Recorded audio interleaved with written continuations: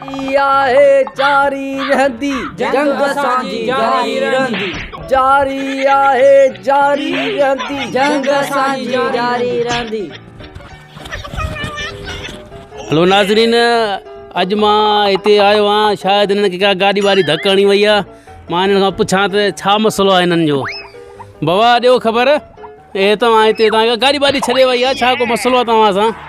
असांखे न को गाॾी छॾे वई आहे, न को वरी कंहिं धक कयो आहे। असांजो ही टियों ॾींहुं थियो आहे, धरणो लॻो पियो आहे। धरणो लॻो पियो, तव्हां आराम सां सुता पिया धरणे में। बाबा रड़ियूं कबियूं, नारा हणबा आहिनि, हींअर तव्हां निंडूं पिया कयो, तव्हांखे खुटको ई कोन्हे? जी, तव्हां किथां खां आया आहियो? साईं मां ही जेको मेंटल चैनल तव्हां ॿुधो आहे? हा, मेंटल चैनल काफ़ी फेमस आहे। फेमस आहे, ही दांगीपुर खां माना स्टार्ट थिए थो। दांगीपुर हेडक्वार्टर आहे हिन जो। असां वटि वॾा वॾा चैनल आया, जियो न्यूज़, ARY, पर असां उन्हनि जे हथां पंहिंजो पैगाम न मोकिलियो। असां तव्हांजे चैनल मेंटल जे वसीले असां पंहिंजा मुतालबा था रखूं। असांजो ख्वाबु आहे त गामू सचार इहो असांजो लीडर थिए ऐं इलेक्शन में लहे, असां पूरी सिंध उन सां गॾु आहियूं। गामू गामू कहिड़ो थो चई बाबा तूं? हीअ असांजो चैनल ख़बर अथई? दांगीपुर ॿुधो अथई? दांगीपुर जेकर केरु मुतालबो न मञे न, उहा दांगी असां किथे घुमाए सघूं था, उहो दांगीपुर आहे। ऐं गामू छा आहे? गामू खे गामू जेको एक्टर आहे असांजो तमामु वॾो लीडर आहे, उहो गुज़ारे वियो आहे। न ॿियो उनखे असां चऊं था त इलेक्शन में पे असां पूरी सिंध उन सां गॾु आहियूं। यूनिवर्सिटीअ जा छोकिरा बि असां उन सां गॾु आहियूं। हीउ वीचारो पंजू पढ़ंदो आहे, हीउ वीचारो यूनिवर्सिटी पढ़ंदो आहे। अञा मां मैट्रिक मां हीअ अञा करायूंसि था, अञा एडमिट करायूंसि था। सही सही। ॿुधे गामू जो पंहिंजो सनादी कार्ड बि ठहियलु कोन्हे, कीअं इलेक्शन में बीहंदो चरिया?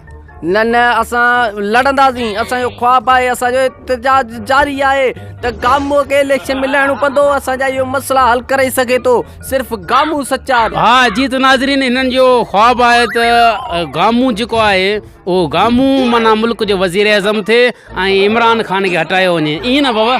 इमरान ख़ान वॾी महांगाई कई आहे। हाणे ग़रीब माण्हू जेके आहिनि से सफ़ा थकिजी पिया आहिनि, सफ़ा चिकना चूर थी विया आहिनि। हाणे असांजूं जेके बि उमेदूं आहिनि, हिननि जे चवण जे मुताबिक़ आहे त गामू वज़ीर आज़म थिए, मुल्क जा मसइला हल करे सघे थो। पर इहा ख़बर न आहे गामू वटि पंहिंजो सनादी कार्ड ठहियलु आहे या न आहे।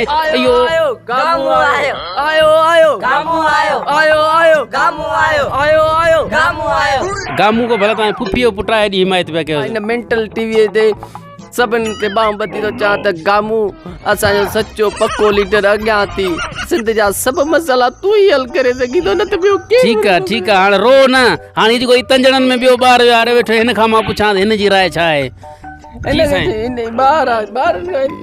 हाणे पोइ वोटनि में ही गामू खे खटराईंदा हिननि जे आसरे ते?